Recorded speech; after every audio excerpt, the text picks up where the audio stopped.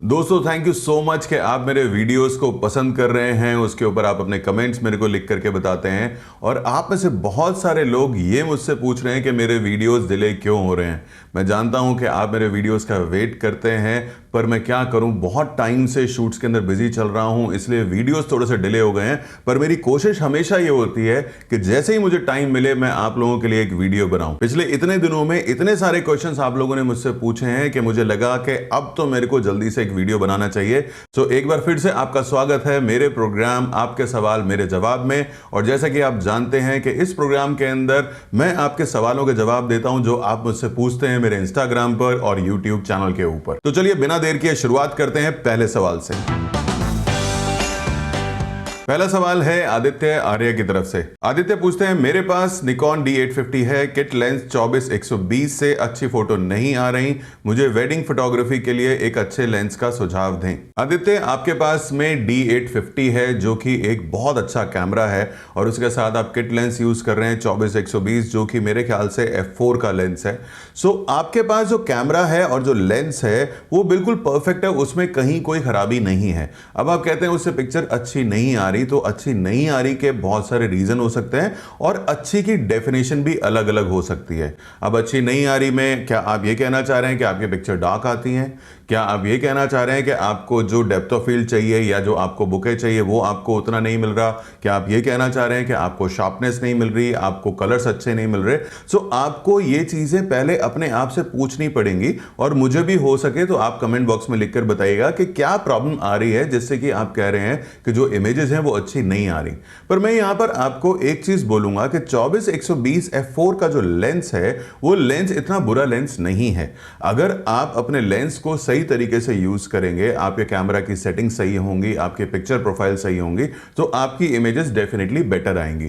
पर क्योंकि आप वेडिंग कर रहे हैं तो मैं अज्यूम करके चलता हूं कि मोस्ट ऑफ द केसेस के अंदर आपको लो लाइट कंडीशन के अंदर शूट करना पड़ता है। तो मेरा सजेशन आपके लिए यह है कि आप f4 की जगह कोई भी f2.8 का लेंस यूज करना शुरू कर दें। आप 24-70 का लेंस यूज कर सकते हैं, आप 70-200 का लेंस यूज कर सकते हैं, दोनों ही f2.8 लेंसेज हैं। और अगर आप प्राइम लेंसेज पे जाना चाहते हैं, आपको लगता है कि ये दोनों जूम लेंसेज काफी कॉस्टली हैं, तो यहां पर आप 85 सेपरेटली ले सकते हैं, 24 सेपरेटली ले सकते हैं, 35 सेपरेटली ले सकते हैं। मैं प्रेफर करता हूं कि मैं हमेशा जूम लेंसेज को यूज करूं। तो अगर मैं दो लेंसेज यूज करता हूं 24-70 f2.8 और 70-200 f2.8, सो मेरी जो फोकल लेंथ है वो कंप्लीट हो जाती है। यानी कि मेरे पास 24 से लेकर के 200 तक का फोकल लेंथ मेरे पास है। मैं कैंडिड शॉट्स ले सकता हूं, मैं वाइडर एम्बियंस के शॉट्स ले सकता हूं और क्योंकि f2.8 पे मैं यूज कर रहा हूं सो मैं वहां पर लो लाइट कंडीशन के अंदर भी बहुत अच्छे बुके के साथ में शॉट्स निकाल सकता हूं।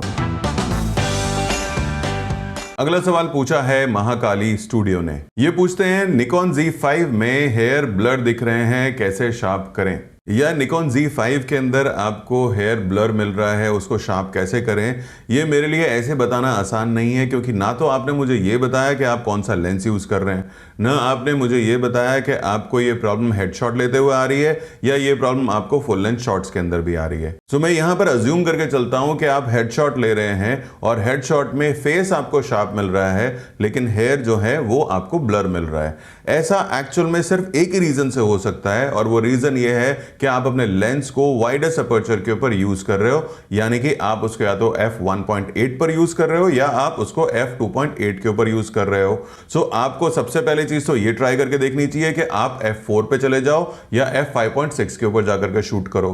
और दूसरी चीज आपको यह भी नोटिस करनी चाहिए कि आप सब्जेक्ट से कितना दूरी पर हो। अगर आप सब्जेक्ट के ज्यादा क्लोज हो तो वहां पर आपको 1.8 के साथ में काफी ज्यादा शैलो डेप्थ ऑफ फील्ड मिलेगी, जिस वजह से यह भी हो सकता है कि नोज फोकस के अंदर आ जाए, नोज शार्प हो लेकिन स्किन धीरे धीरे पीछे जाते हुए सॉफ्ट हो जाए और इस केस के अंदर हेयर भी ब्लर हो जाएंगे। सो बेस्ट तरीका यह है कि आप अपने लेंस को 5.6 के ऊपर रखो, सब्जेक्ट से थोड़ा सा डिस्टेंस मेंटेन करो और उसके बाद आप हेडशॉट को लेकर के देखो। अगर उसके बाद भी आपको प्रॉब्लम आ रही है तो आपको अपने लेंस को सर्विस सेंटर पे ले जाके दिखाना चाहिए।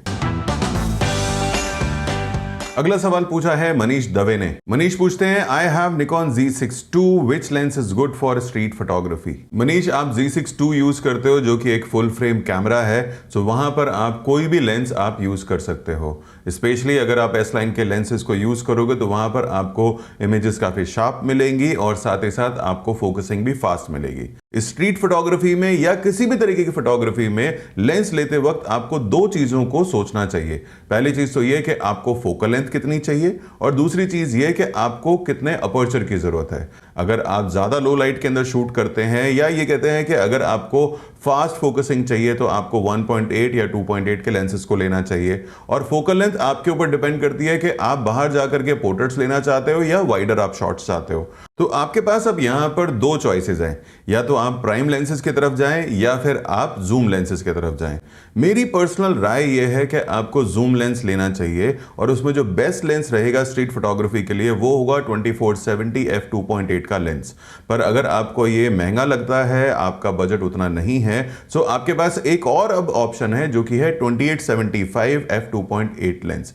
ये एस सीरीज का लेंस नहीं है बट स्टिल मैंने ट्राई करके देखा है, काफी अच्छा लेंस है। सो आप इन दोनों लेंसेज के अंदर से कोई भी लेंस आप ले सकते हैं, क्योंकि अगर आपने प्राइम लेंसेज को यहां पे चूज किया तो स्ट्रीट पर आपको बार बार अपने लेंसेज को बदलने का मौका नहीं मिलेगा और आप अच्छे शॉट्स को मिस करेंगे। सो मैं आपको ये कहूंगा कि आपको 2470 का एक जूम लेंस ले लेना चाहिए जो कि आपको थ्रू आउट द करियर आपके काम आएगा। अगला सवाल पूछा है घोष स्टूडियो ने। ये पूछते हैं कौन सा लेंस बेस्ट है, Z28 75 f2.8 या Z24 120 f4? Please suggest me. दोनों ही लेंस बहुत अमेजिंग लेंस हैं, पर इन दोनों लेंसेज के अंदर तीन बेसिक डिफरेंसेस हैं। पहला डिफरेंस है अपर्चर। 24 120 f4 का लेंस है और 28 75 f2.8 का लेंस है। तो यहां पर आपको अपर्चर में डिफरेंस दिखाई देगा। दूसरा डिफरेंस है, एक एस लाइन का लेंस है और दूसरा नॉन एस लाइन है। तो जितने भी एस सीरीज के एस लाइन के लेंसेज हैं उनके ऊपर जो कोटिंग है, उनकी जो बिल्ड क्वालिटी है, उनके जो कलर्स और शार्पनेस है वो काफी ज्यादा बेटर होती है। पर जो एस लाइन का लेंस नहीं है वो एस लाइन के लेंस के साथ कंपेयर नहीं कर सकता, उसमें डेफिनेटली कुछ ना कुछ आपको डिफरेंस नजर आएगा। तीसरा यहां पर जो बेसिक डिफरेंस है और मेजर डिफरेंस है वो डिफरेंस है फोकल लेंथ। एक लेंस है 24 120, यानी कि आपको 24 से लेकर 120 तक की आपको फोकल लेंथ वो देता है, जो कि काफी अमेजिंग और काफी बड़ी कवरेज है। वहीं दूसरी तरफ जो लेंस है वो है 28 75। सो यहां पर आपको जो फोकल लेंथ की कवरेज मिलेगी वो 28 से 75 के बीच की मिलेगी। सो आपको हायर एंड के ऊपर यहां पर फोकल लेंथ में डिफरेंस नजर आएगा, पर साथ ही साथ 24 और 28 के अंदर भी काफी ज्यादा फर्क आ जाता है वाइडर एरिया की कवरेज के अंदर। सो यहां पर आपको सबसे पहले तो यह डिसाइड करना चाहिए कि क्या आपको f4 का लेंस चाहिए, क्या f4 के लेंस से आपका काम चल जाता है। अगर चल जाता है तो मैं डेफिनेटली आपको कहूंगा कि आपको 24 120 f4 लेना चाहिए। पर अगर आपकी रिक्वायरमेंट है f2.8 तो आपके पास कोई ऑप्शन नहीं है, यहां पर आपको 28 75 का ही लेंस लेना पड़ेगा, क्योंकि अगर आप 24 70 का लेंस लेंगे जो कि f2.8 है तो वो काफी ज्यादा कॉस्टली लेंस है। अगला सवाल है वी लॉगर उज्जवल की तरफ से। ये पूछते हैं क्या फोटोग्राफी करते समय फ्लैश लाइट से हमेशा शूट करना सही है? यार ये जो सवाल है ना, इसका जवाब इतना सीधा साधा नहीं है, क्योंकि इसका जवाब हां भी है और नहीं भी है। अगर आप फ्लैश को ऑन कैमरा यूज करते हैं तो मैं कहूंगा कि आपको कभी नहीं यूज करना चाहिए। पर अगर आप फ्लैश को ऑफ कैमरा यूज करते हैं, किसी मॉडिफायर के साथ यूज करते हैं या किसी अम्ब्रेला के साथ यूज करते हैं, तो डेफिनेटली आपको हर जगह उसको यूज करना चाहिए। अब अगर आप इवेंट्स को शूट करते हैं या वेडिंग्स को शूट करते हैं तो वहां पर मैंने देखा है मैक्सिमम लोग अपने कैमरा के ऊपर फ्लैश लगाकर उसको यूज करते हैं, जो मेरे तरीके से बिल्कुल गलत तरीका है फ्लैश को यूज करने का। आपके साथ में काफ़ी लोग होते हैं, आप कोशिश करें कि आप कैमरा को बिना फ्लैश के यूज़ करें, लेकिन फ्लैश अपने साथ में किसी असिस्टेंट को दे दें जो किसी मॉडिफायर के साथ में एक किसी डायरेक्शन के साथ उसको यूज़ करे। क्योंकि अगर फ्लैश स्ट्रेट अवे कैमरा के ऊपर से जाती है तो वहां पर आपको उस क्वालिटी की इमेज नहीं मिलेगी जैसी कि आपको चाहिए। अब अगर आप आउटडोर में शूट कर रहे हैं जहां पर कि ऑलरेडी सनलाइट है, जहां पर काफ़ी ज़्यादा रोशनी है, तो मैं कहूँगा कि वहां पर भी आपको फ्लैश यूज़ करनी चाहिए, क्योंकि अगर आप फ्लैश यूज करेंगे या कोई भी लाइट आप यूज करेंगे आउटडोर के अंदर, तो वहां पर आप ज्यादा बेटर तरीके से लाइट को कंट्रोल कर सकेंगे, आपको ज्यादा बेटर इमेजेस वहां पे मिलेंगी।